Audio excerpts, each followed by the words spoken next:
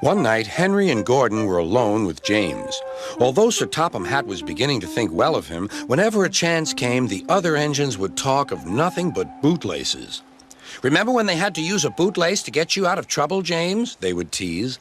James tried to get back by talking about Henry, who got shut up in a tunnel, and Gordon, who got stuck on a hill, but they wouldn't listen. "You talk too much, little James," said Gordon. "A fine, strong engine like me has something to talk about. I'm the only engine who can pull the express. When I'm not there, they need two engines. Think of that. I've pulled expresses for years and have never once lost my way. I seem to know the right line by instinct."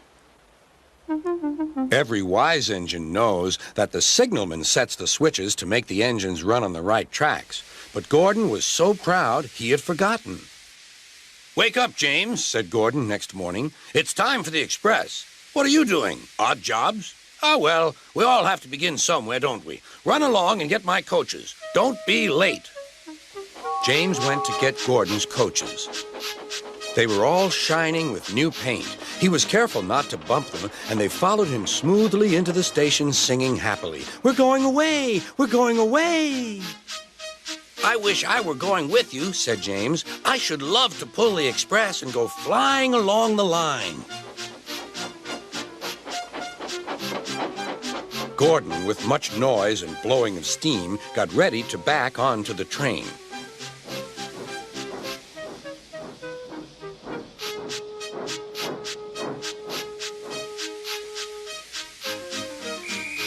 Sir Topham Hatt was on the train with other important people, and as soon as they heard the conductor's whistle, Gordon started.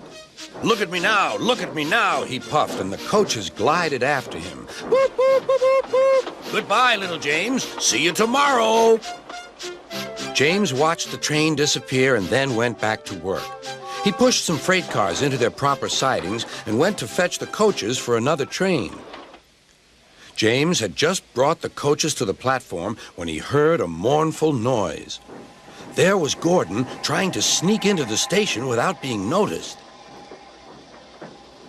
"Hello, Gordon. Is it tomorrow?" Gordon didn't answer. He just let off steam feebly. "Did you lose your way, Gordon?" "No, it was lost for me. I was switched off the main line onto the loop. I had to go all round and back again." "Perhaps it was instinct," said James. All the passengers were shouting at the ticket window, "We want our money back." Sir Topham Hatt climbed onto a cart and blew the conductor's whistle so loudly that they all stopped to look at him. Then he promised them a new train at once. "Gordon can't do it. Will you pull it for us, James?" "Yes, sir. I'll try." So James was coupled on and everyone got in. "Do your best, James," said Sir Topham Hatt. Come along, puffed James. You're pulling us well, sang the coaches. Hurry, hurry, hurry, puffed James.